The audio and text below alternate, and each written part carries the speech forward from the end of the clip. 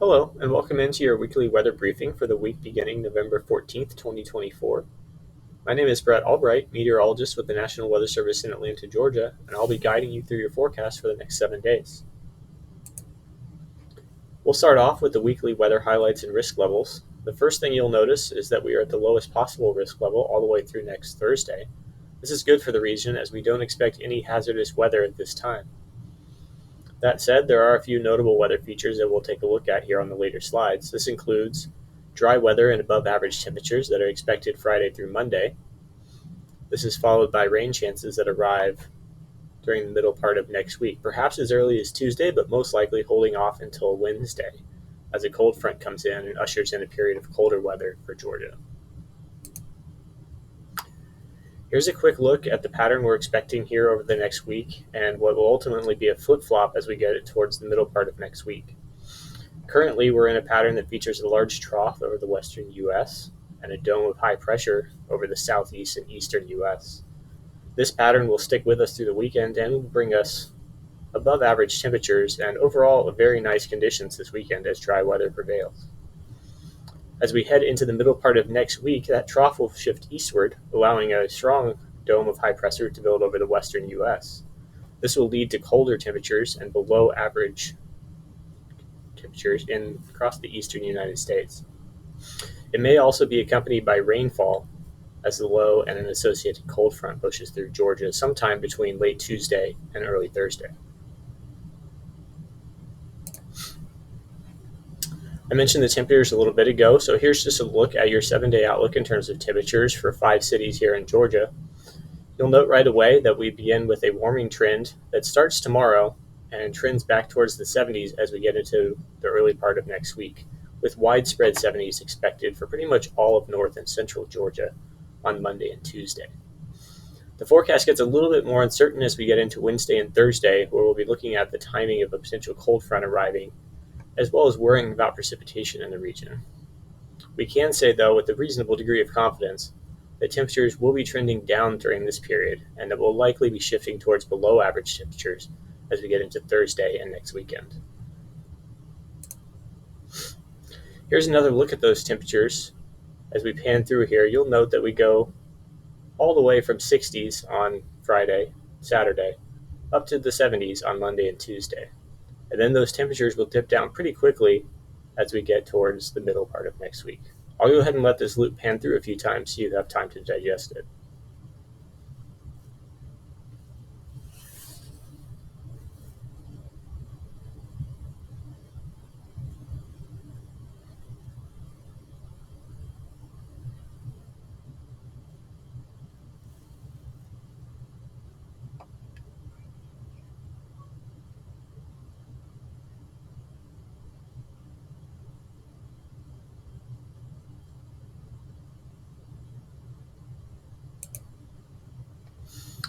All right. Now here's a look at the precipitation that we're expecting across the entire U.S., but of course we're focusing in on Georgia here for our briefing today. This covers the period beginning today and going through next Wednesday. You'll note as we go through this how precipitation initially picks up in the plains as we get into the weekend and the early part of the week. That's associated with the trough that we talked about earlier. That system pushes towards the east and brings us some rainfall here in Georgia as we get into next Tuesday, Wednesday, and potentially Thursday. You'll also note that a slug of moisture slides up from the tropics. That's associated with what we'll talk about a little bit later, and that is Tropical Cyclone Sara. For now, the forecast remains largely towards Florida with the bulk of the moisture with Sara, but there are parts of southern Georgia that could get in on rainfall from that system as well. We don't expect any significant wind impacts or other tropical related hazards with that system in Georgia at this time.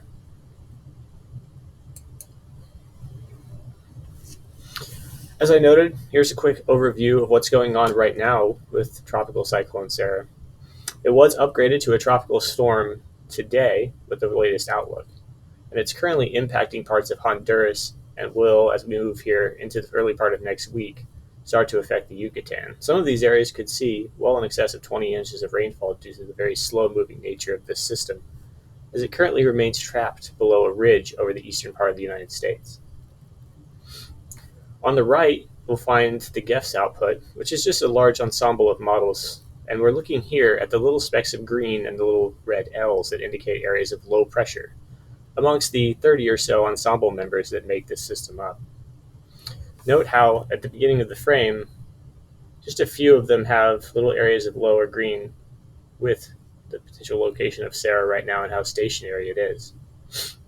As the ridge up to the north, generally highlighted by the darker hot oranges and reds, begins to fade over the weekend, right about here, you'll note that the system begins to move north and eventually eastward into Florida as it gets picked up by the trough that we talked about earlier and shifted off to the east.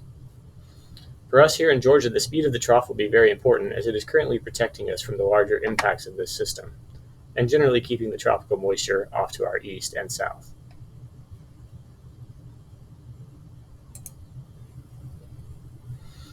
All right, skipping ahead here in the forecast to the 8 to 14 day outlook, so we're looking 2 weeks now into the future.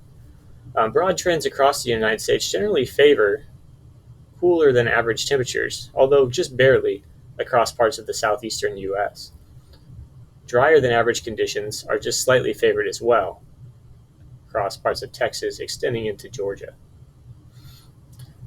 This gives us at least some confidence that we won't see particularly warm conditions in the week leading up to Thanksgiving. However, because these levels of favorability only around 33 to 40% odds in favor of either drier or below average temperatures, there's a decent amount of uncertainty remaining in the forecast.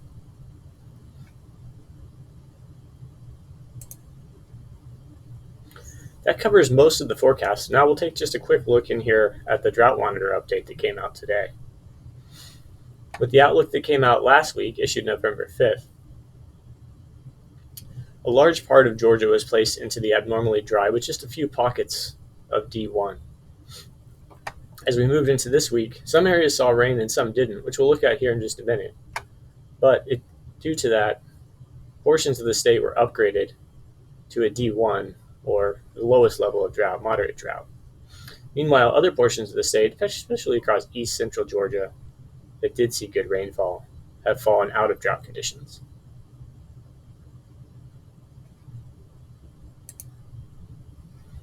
Here's a look at that rainfall that I noted. It largely fell on November 7th and 8th, right in between the two outlooks that we looked at before.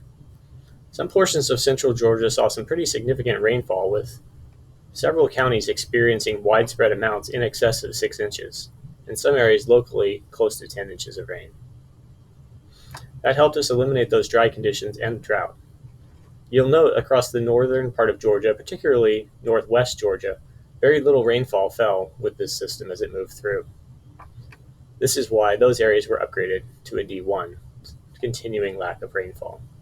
Worth noting that Atlanta, since the beginning of September, has only seen 0.09 inches of rain, and that is the lowest on record for that time period.